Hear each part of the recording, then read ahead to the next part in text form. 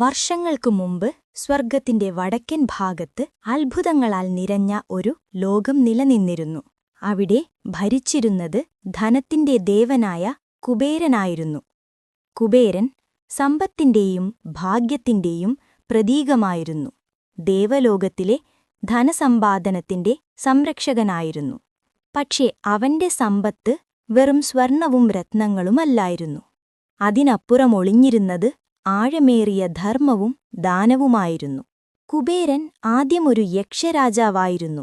മനുഷ്യനുമല്ല, ദൈവിക ശക്തിയുള്ള ജീവി. ലങ്കയുടെ ആദ്യ രാജാവായി കുബേരൻ ധനസമൃദ്ധിയിലും നീതിയിലും പ്രശസ്തനായിരുന്നു. അവന്റെ നഗരം സ്വർണനഗരമെന്ന് വിശേഷിപ്പിക്കപ്പെട്ടു. എന്നാൽ ഭാഗ്യത്തിന്റെ വഴികൾ അതിശയകരമാണ്. കുബേരന്റെ സഹോദരനായ രാവണൻ മഹത്തായ ശക്തി നേടി ലങ്ക പിടിച്ചെടുത്തു.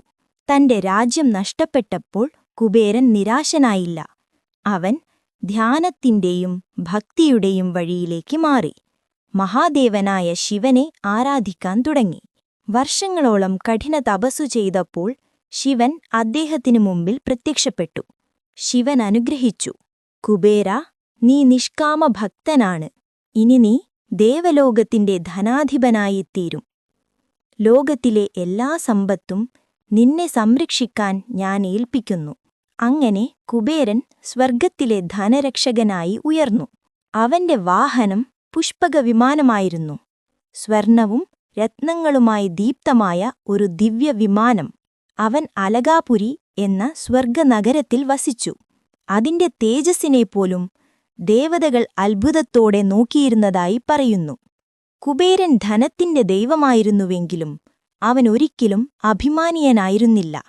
അവൻ മനസ്സിലാക്കിയിരുന്നത് ഒരു വലിയ സത്യം: ധനം ദൈവത്തിന്റെ അനുഗ്രഹമാണ്, പക്ഷേ അതിന്റെ യഥാർത്ഥ മൂല്യം ദാനത്തിലൂടെയാണ് പ്രകടമാകുന്നത്.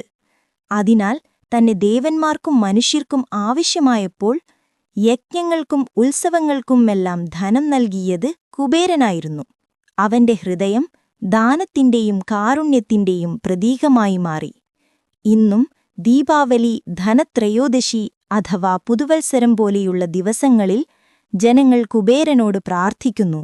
സമ്പത്തു മാത്രം ലഭിക്കട്ടെ എന്നല്ല, അതിനെ നന്മയ്ക്കായി ഉപയോഗിക്കാനുള്ള ബുദ്ധിയും ലഭിക്കട്ടെ എന്ന ആശയത്തോടെ.